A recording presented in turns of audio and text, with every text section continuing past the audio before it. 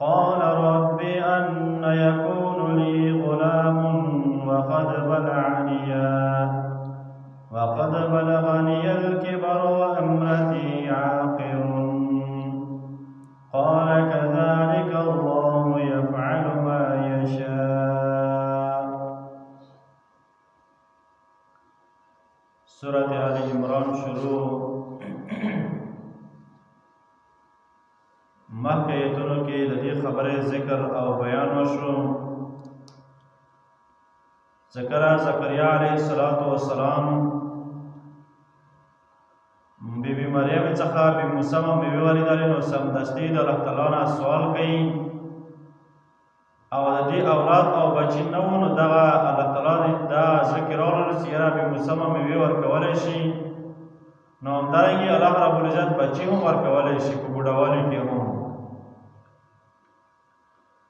نو دا په لمانځه به ولاړو په خپل عبادتخانه کې، نو الله رب العزت په ذریعه سره ملائک आवाज کوي او دې خبره لجره ملويږي. نو دنه آیتونه کې ذکر کوي قال رب ان يكون لي غلام. زکریا علیہ السلام الله رب العزت نه دا تپوس کوي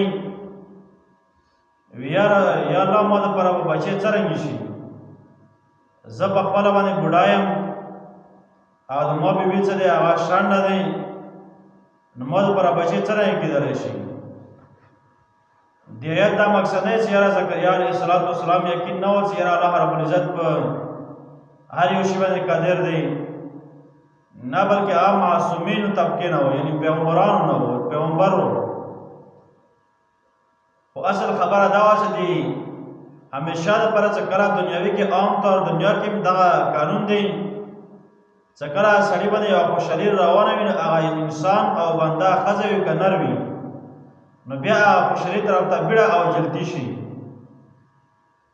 لکه دنیا کې دا قانون دی چې ښځې او که نارینه وي چې کله بالغ شي، نو هغه بیا واده مور پلار هغه مته کوي چې واده ماته وکړي، او چې دې واده په خوشحالي او تامه کوي چې یاره زر بچی مولوي شي چې واده مه کوي، او بیا کله باندې چې واده ورته وشي، نو بیا دا تمه کوي چې یاره زر بچي ورته الله تعالی ورکړي او نارینه صالح نیکان بشي، بیا ورته جدي او بیړه وي، ځکه خوشحالي ده چې دا خوشحالي زر زر راشي. نو همدارنګې زکریا علیه السلام هم دغه تپوس یې دپاره و چې هغه خوشحالي خبره یې چې دا کله به وي.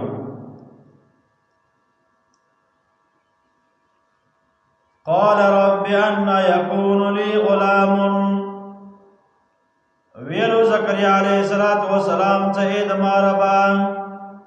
څرنګه بشي ما دپاره بچی وقد بلغني الکبر، یقینا ما ته رسېدلی د بوډاوالی، وامرأتي عاقر او ښځه د ما شنډه دی. دې ځای کې زکریا علیه السلام یو تپوس د وجې نه هم کړی و. عام طور باندې قانون د دنیا دار چې دا دارالاسباب دی، دا دنیا بغیر د اسبابو نه کېږي،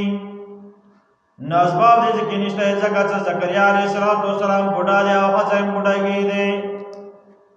نو ځکه دا تپوس کوي چې یاره اسبابو نه بغیر دنیا کې څه نه کېږي.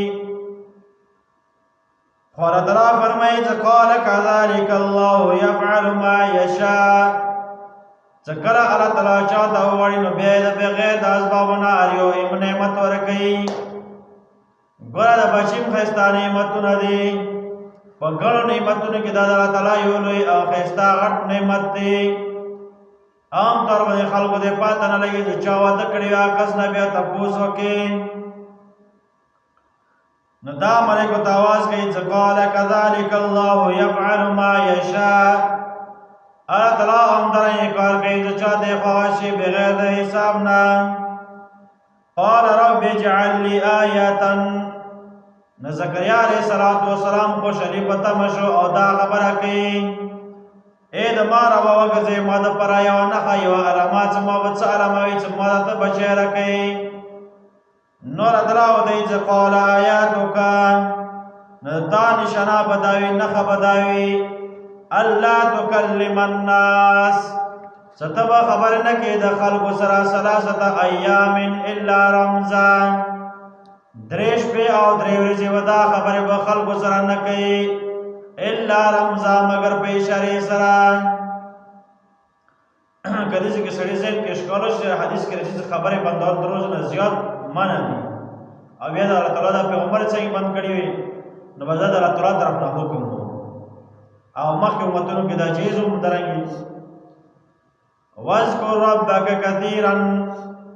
نو یادوا تا خپل رب یعنی ذکر کوا در خپل ولا ډېر